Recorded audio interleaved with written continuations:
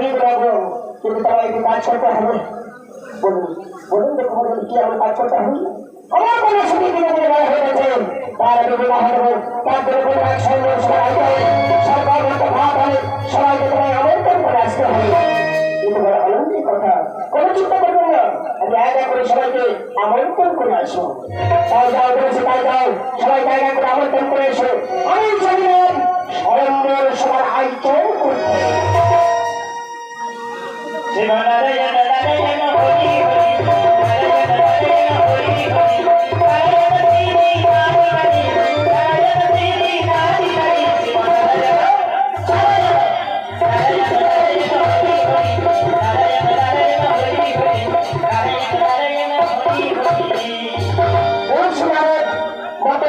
আমন্ত্রণ করে সরকার আগে প্রবেশ করলেন।